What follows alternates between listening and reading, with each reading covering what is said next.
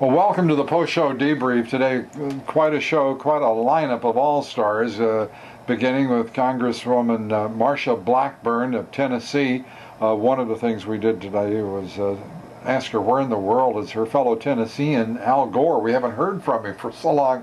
It's hard to imagine what he looks like. You remember when he used to be on every radio station, every TV station, on every website? And now you can't find the man. I wonder if the temperatures have anything to do with it. We had a great conversation with Congresswoman Blackburn. Also talking with K.T. McFarland, the Fox national security analyst, today about what is happening in Egypt and her view that basically the United States is caught between not wishing to support President Mubarak, nor calling for the success of the demonstrators, maintaining impartiality as this sovereign issue within the sovereign state of Egypt unfolds before us. A very difficult balancing act indeed for the Obama administration, but it is also clear it is the administration, the Obama administration, that will have the honor of being called the presidential administration that lost Egypt, particularly if the Muslim Brotherhood is the political force that prevails in this revolution.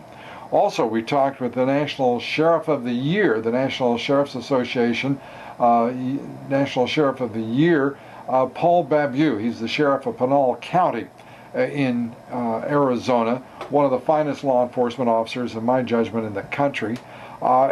Taking on today the statements by Homeland Security Secretary Janet Napolitano, wagging her finger, figuratively, at the drug cartels, telling them not to export their violence to the United States, and declaring that the border is secure at the same time. Quite a balancing act, and at the same time warning the drug cartels that she's going to reform U.S. immigration law. I'm telling you, the woman seldom seems in complete command of the facts along the border or within the United States in the enforcement of U.S. immigration law.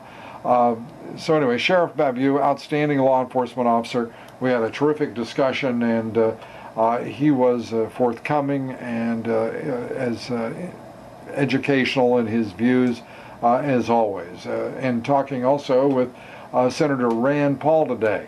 The senator is a freshman, hasn't been a U.S. senator for an entire month yet, for crying out loud, has already called for the elimination of the Departments of Housing and Education, called for a $500 billion reduction in the federal budget for fiscal 2011, and laid out the program by which that $500 billion would be removed from the budget with great specificity, with great directness and principle.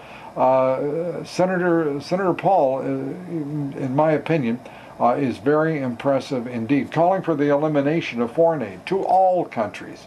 The man is thinking and acting in the interest of those who put him in office, and that is those who want to see a traditional government based on the founding values and ideals of this nation. I think Senator Paul just continues to impress, and we need a lot more like him. Anyway, we thank you for being with us for this post-show debrief, and look forward to seeing you next on the radio.